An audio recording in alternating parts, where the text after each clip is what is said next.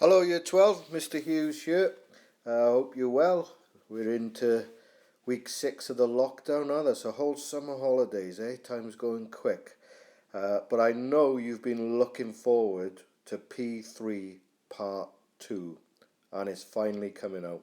Unlike most sequels, this sequel gets better. It's even better than Part 1. If we look at the movie industry, you never get a sequel that's as good as the first. But for this one, P3 Part 2 surpasses Part 1. Okay, so P3, we're still looking at measuring the impact of a marketing campaign. Part 1, you did a large business. Part 3, you're now going to do a local business. So, just to reiterate, choose a local business. What I would do is maybe look at, depending on where your guardian, your parents work, I would use those because you've got access to those and they can give you some information about a marketing campaign. It might be a business that you use, it might be a local fish and chip shop that you're using Deliveroo on. You know they do a promotion on a Monday night or Tuesday night when things are quiet. It's the same process as Part 1. It might be easier, it might be harder to find a previous year where they've done a marketing campaign. So it's okay to do a current year if you need to. In the first part that we did a large business and we tried, if possible, to do previous years. If you haven't, don't worry. As long as you've done something and we're moving forward. That's our focus at this point. What I also like to reiterate is that we're very much still using this layout, this writing frame. Okay, so we look at the marketing campaign and then we're explaining the impact that they'd expect to see on their sales and their trends, on their profit and on their reputation. That's a good way to lay it out actually. I'd have 3 sections for P3 Part 2. And you could have had the same for P3 Part 1. Okay, so I'm going to give you an example then. Remember, sales, profit, reputation. There's our 3 strands to this section. And I'm going to just give you an example. So I'm going to use I've been using a local pasty delivery company because I've had urges for pasties. I don't know why, I just got a craving for pasties, and I had a delivery from a local pasty shop maker and they delivered some pasties. So I've found an example one that we can use, or I'm going to use for the example, and I'm going to look at their marketing campaign that they conducted on Facebook. And the business I'm going to use is called Oggy One Pasty Shop. So I'm just going to search for that online. I don't think they've got a website, so Facebook might be a good way for you to look at the local businesses to see what they're doing.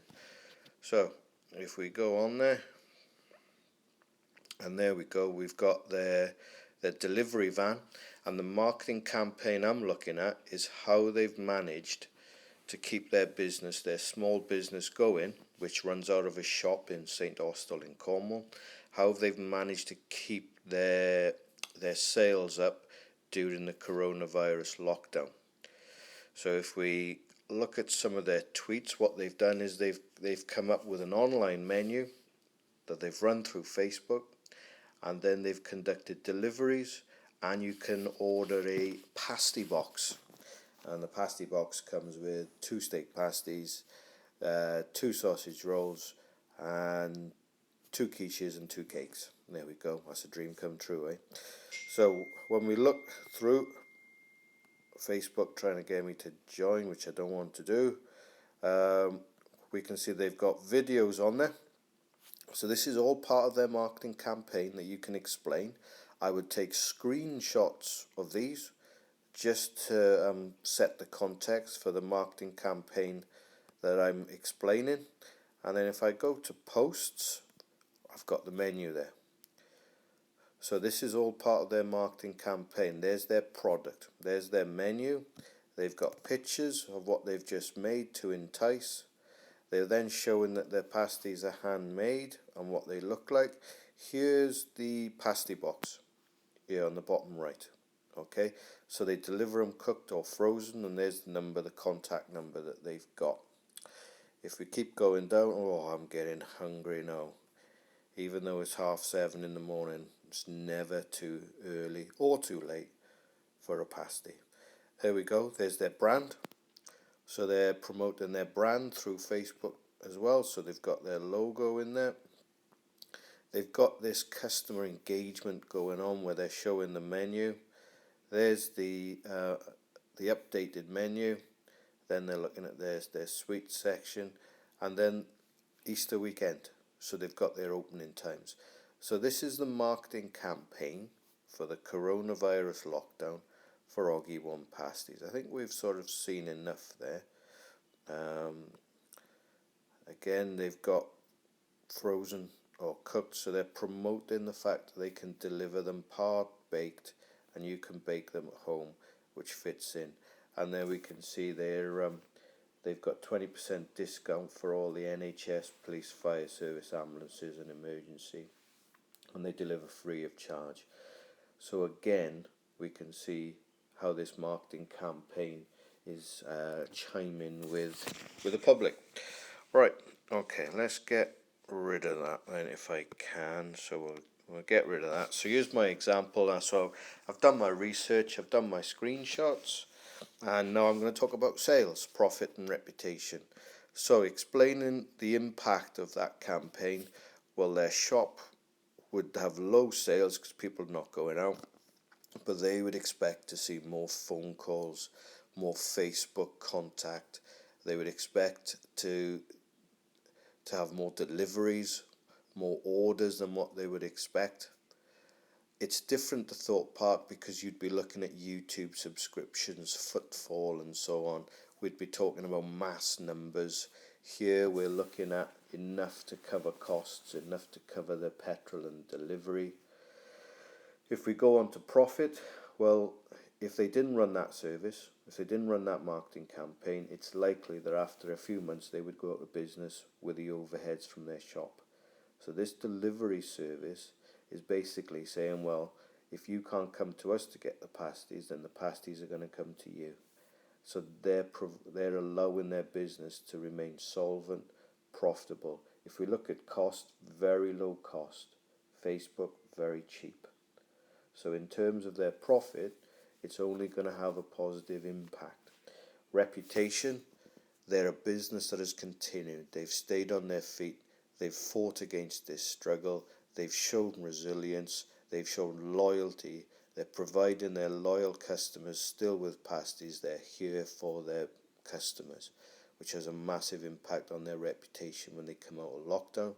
Also, the little NHS bit, in terms of the goodwill, there's a good feeling, a good vibe of what they're doing. It's the customers will want to use that business because they're using the NHS. So it's all about that brand image, corporate responsibility, doing the charity bit. And they might make a little loss on that. You could talk about that in profit. But ultimately, in the long term, they're going to get more sales. So I've verbalized my write-up there, okay?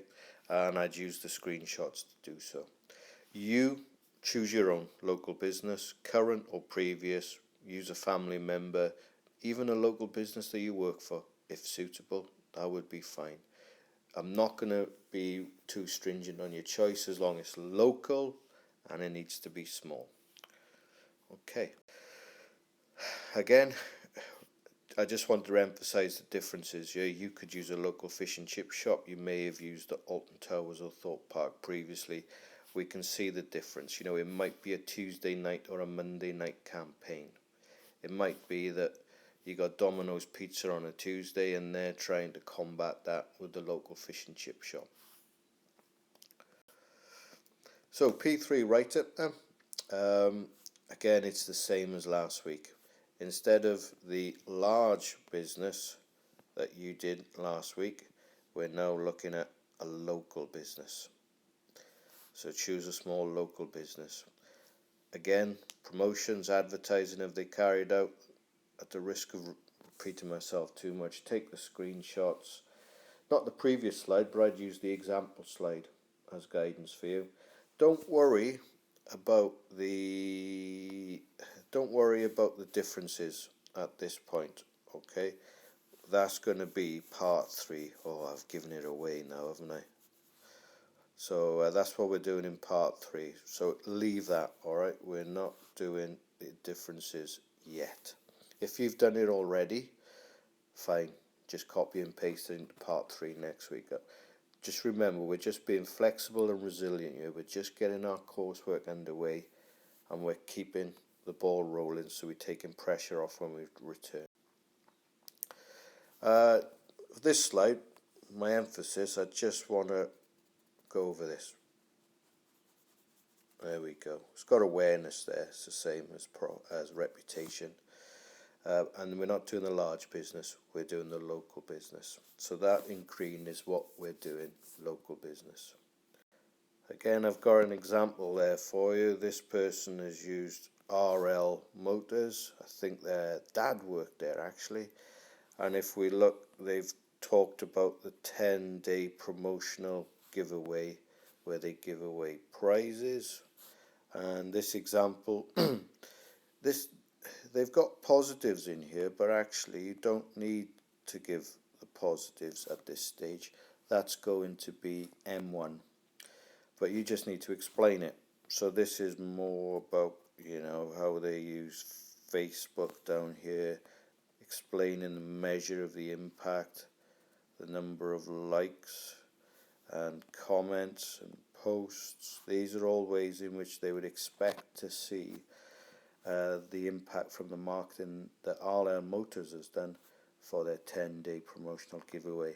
And what they would, and hopefully if I was to go on to read, they would have 3 sections. Okay, those 3 sections would be on sales, profit, reputation and awareness. Thanks for listening. I hope you find these videos useful. Hope you can go back and use them as and when. I think you're progressing really well. Keep it going. I know it's a bit of a bane, but you're doing the right thing, and just put in the hard yards now, and then when we come back, you're going to be on that front foot. The time that we've lost, which we haven't lost theoretically, we can still progress and get that great grade. Pleasure working with you. Have a great week.